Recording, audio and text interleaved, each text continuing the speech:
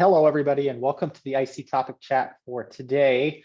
It's Thursday. My watch is dead. What is it? It's August 24th. That is 2023. Can you believe it? We've been doing this for like 3 years. Two of my favorite people are here with me today. I don't know Kathleen as well, but I'm sure she's going to become one of my favorite people. But Nina is definitely one of my favorite people.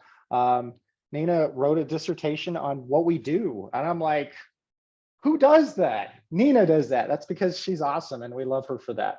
But they're going to talk to us today about their company Intention to Impact and how they've used newsletter marketing to help with their marketing and how they use newsletters. And I wrote to a lot of you in the independent consulting like e-group listserv thingy that I have absolutely no idea. And you guys realize that because you read my emails every week and go, what's up with this guy? He has no idea what he's doing. So I'm so happy that they're here to talk us through what we ought to be thinking about. So with that, feel free to take it over, introduce yourself, talk about your company, jump right into your presentation. Thanks a lot for being here, Nina and Kathleen.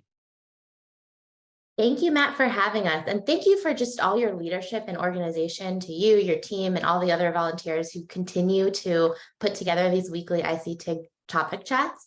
I'm so happy to be here and thankful for this opportunity to connect and chat with you all, and just for this space in general. I joined the ICTIG in 2016. That's how I got to know Matt and so many of the other folks on this call.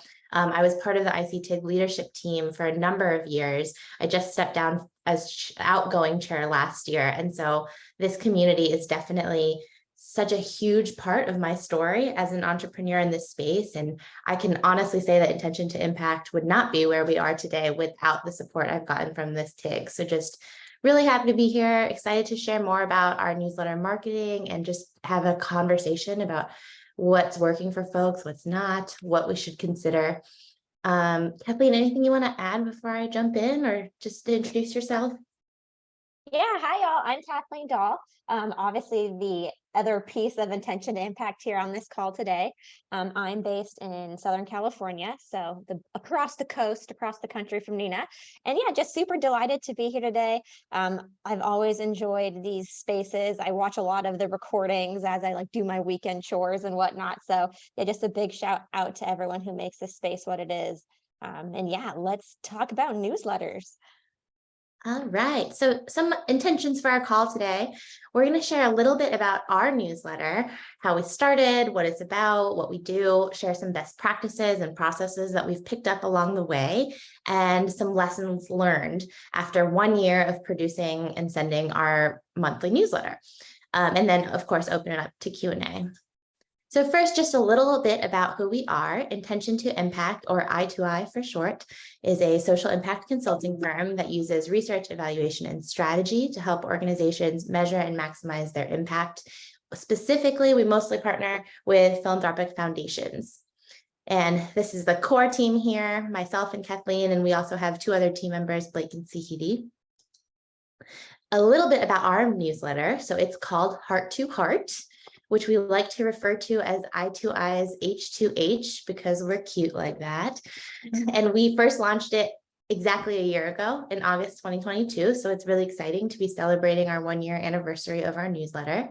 It's a monthly newsletter that we send at the same time every month, the 3rd Wednesday at 9 a.m. Eastern. And we can share a link in the chat of how you can subscribe if you're not subscribed yet. It's a good one, I have to say. And the newsletter has 5 primary sections. There's an introduction, a section called On Our Minds, In Our Hearts, Up Our Sleeves, and then a closing. This is what it looks like when you first open it up. And I'm actually going to switch my screen share for a second to just scroll through these sections to make it real. So bear with me for 1 second. Okay. So here is our newsletter. This is the one that we launched last July. You can see there's a subject that talks about the topics of the 3 headings. There's this image, this blurb here that asks if someone forwarded you this email, and if someone did forward it, then there's a link to subscribe. Here's a little intro. The On Our Minds section is all about, it's just our take on different trends in the field in philanthropy, evaluation, social impact businesses, just our kind of take on happenings that we're seeing. In our hearts is always personal. So this is personal life updates, team shout outs. We did a section in July about summer vacations. So here's some of our team members on vacations. And then up our sleeves is all about what we're working on.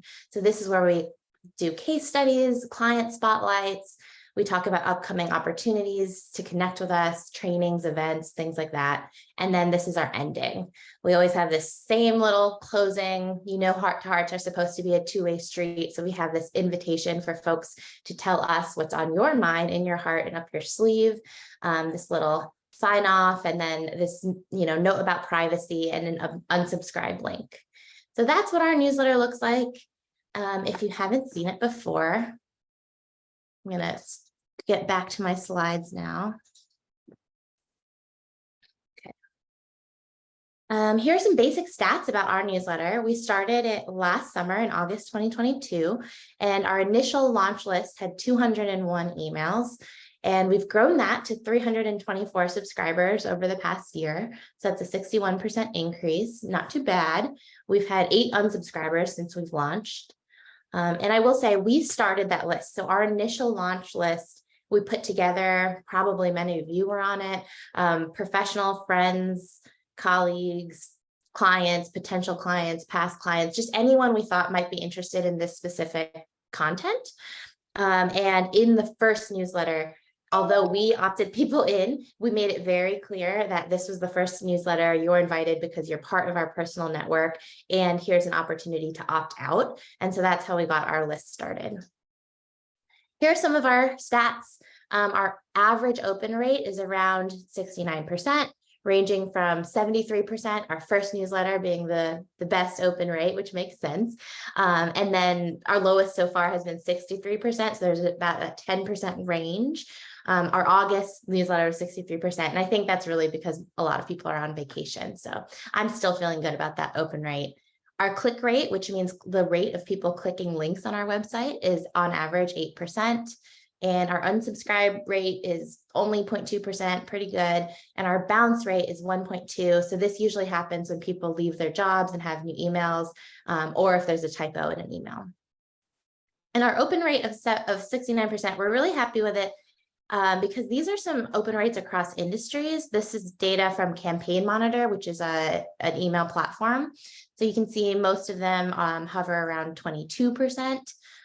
So I think part of what makes our list or our open rate so high is that we've really curated a list of folks that, at least to start, already know us. So they're more likely to open our emails. But in the past year, we have grown that quite a bit. And I think as we attract more and more people that we don't know, I wouldn't be surprised if that open rate goes down a bit. So now a bit more about how we got to this point. I'll share about our 3 phases of H2H development. Phase 1 was all research and planning. This was in the spring and summer of last year, early summer. Phase 2 was designing and launching. So to get to the point to launch in August 2022.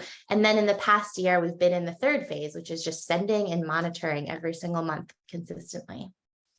So first in phase 1, we went through a process of really considering our audience and purpose. So thinking about why we want to have a newsletter, what will it do for us? Thinking about that primary audience, which I described to you all, just people in our professional network to start with. So not really looking to talk to random people, but to keep in touch with those that we already connect with. And our purpose is really to stay relevant, likable, top of mind. In our line of business, I'm sure as many of you, word of mouth and referrals are really the best business development strategies. So just maintaining relationships, using our newsletter to start conversations with folks we already know, and for people to forward our newsletter to people that we don't know in case we spark something of interest. Oh, in addition to considering audience and purpose, we also did some research to compare email platforms. So we worked really closely with our assistant, Maria, who made a list of pros and cons and costs for these programs: MailChimp, ConvertKit, Drip, Flowdesk, Campaign Monitor. There are so many out there. Many of them are really similar, but we ended up going with Campaign Monitor.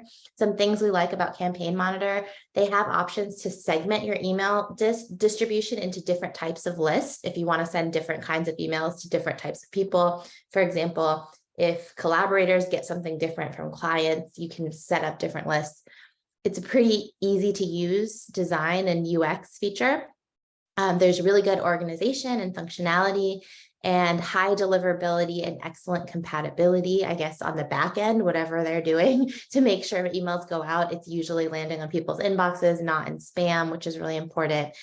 They also offer really good analytics, and we found it pretty affordable at $9 a month for the particular package that we got. So if you're emailing thousands of people, that might cost more, but for us, for now, this level works. We also did some research to learn about email best practices.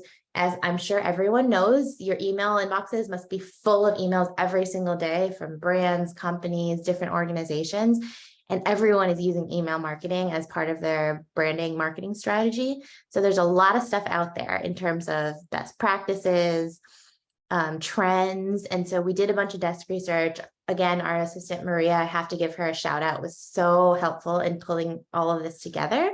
And so we pulled it together into these main practices. First, again, the importance of defining your objectives, kind of using your evaluator hat and thinking, what are the outcomes we want to get out of this? Why are we doing it? And then I would recommend developing a framework for content. That worked really well for us. Our framework for on our minds, in our hearts, and up our sleeves helps like with consistent content and makes it easy for us to develop every month. We also try to make it easy to join. We have a subscription box in on our website, and it pops up if you're on the site for the first time. We actually don't have links to our email signature, but I think that is a best practice and we should do that. We made the choice to send our email from my email, which there's pros and cons to that. Some people decide to set up a whole new email account just for the newsletter to avoid like all the responses. But I personally like to respond to the responses we get. And we thought using my email would help avoid ending up in people's spam. But I think there is also a risk because some email clients know that we're sending a newsletter and then my email ends up in their spam. And so it's just something to be wary of when making that decision. Also, we try to make our content interactive, engaging with calls to action, questions, and links. At the end of most sections, we say something like, reply with your thoughts on whatever we just talked about.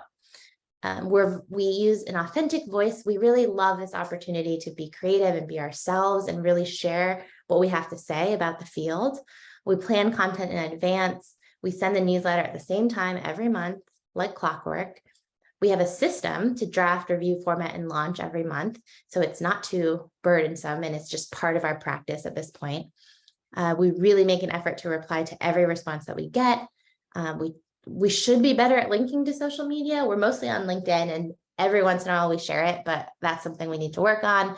But one thing we are good at is we archive all of our newsletters on our website. So we have a blog section of our website, and our newsletters really achieve two things: getting out emails and filling our blog section. So that's great. Phase 2, design and launch.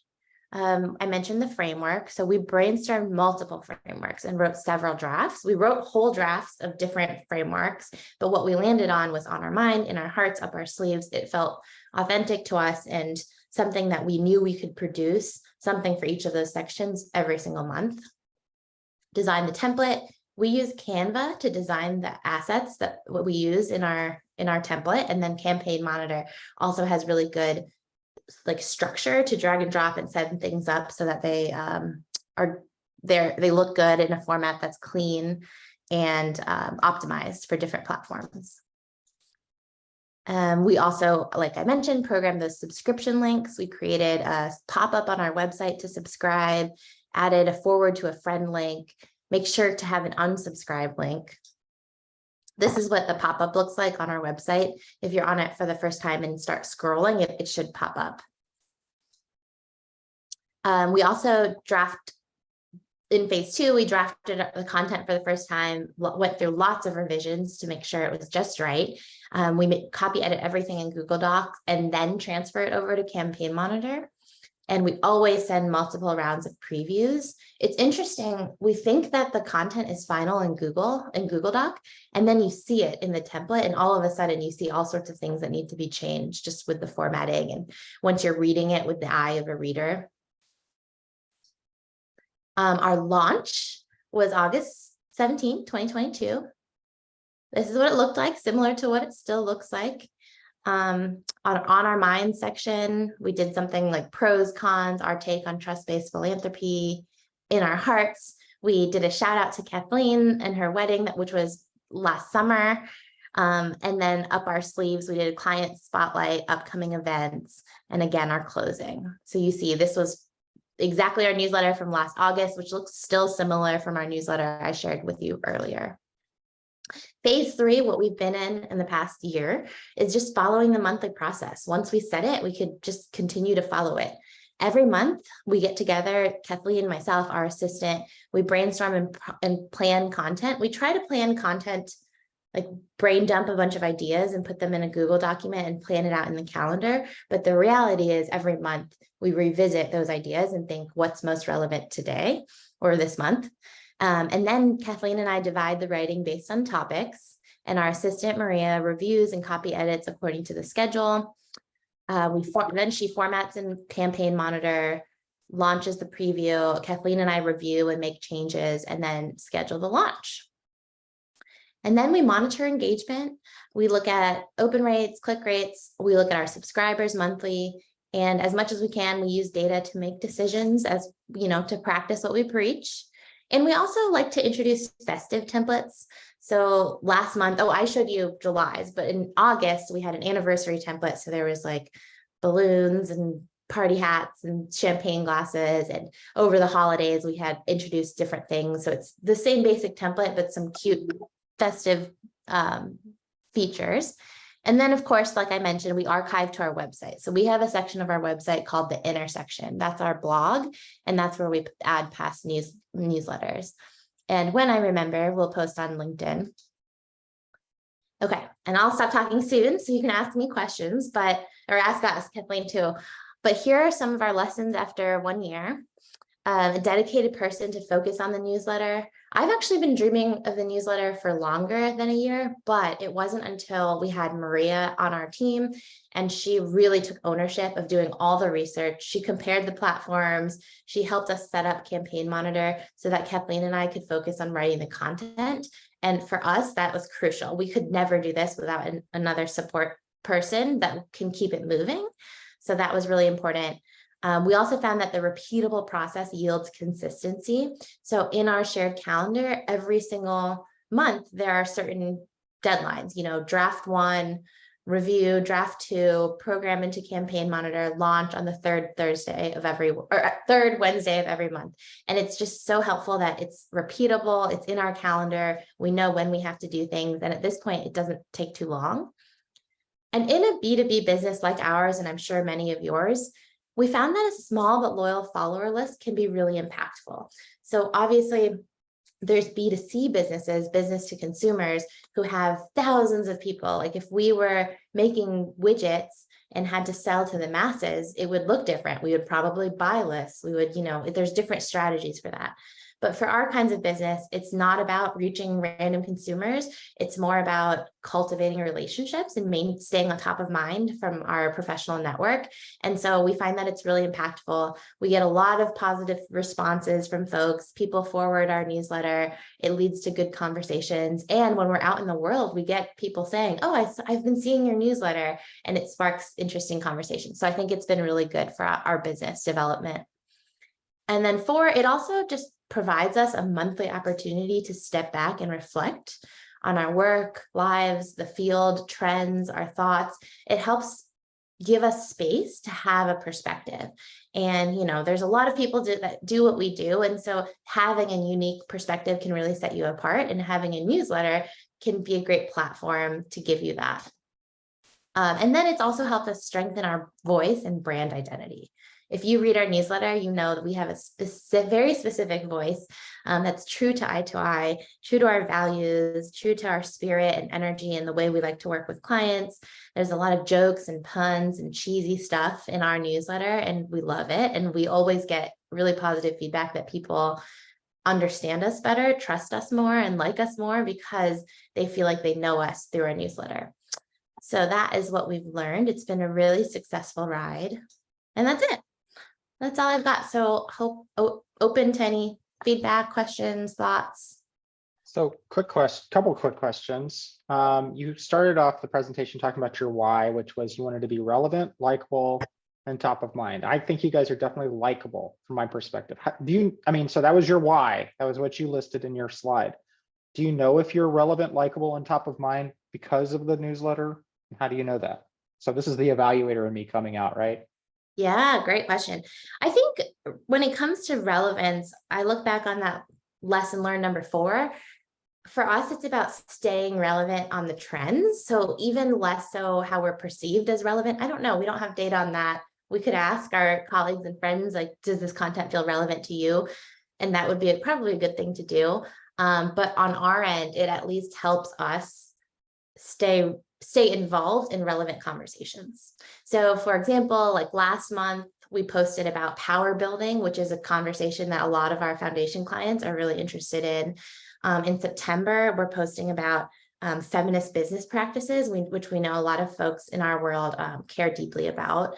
And so we're just keeping an eye out on things we care about, things that our clients care about, and using it as a tool to stay relevant. And then when it comes to the likability, I think this helps us. Our work can be hard and serious and, very in the weeds of the context and social issues that we're working in. But our newsletter is always really fun. Like in our last newsletter, we had links to Power Ranger videos. This upcoming newsletter, there's jokes about The Office. Every newsletter has a lot of pop culture references and just tons of jokes and fun and personality. We have links to Spotify playlists. We did a book giveaway in our last newsletter where if you forwarded it, you could win a book off of our virtual bookshelf. So I think we're likable. And then the other thing, top of mind, I think just the nature of sending something every single month consistently to all these people and how high our open rates are, I think that just helps us feel confident that we're staying top of mind with our clients. And we've definitely gotten people responding like, thanks for this email. I was just thinking about you, and it's led to conversations about opportunities before. Not every month, but enough to feel worth it. Definitely. So there's a lot we've talked over the years. You and I have known each other for, like 8-9 years or whatever. And there's always this conversation of how should I be marketing myself, right?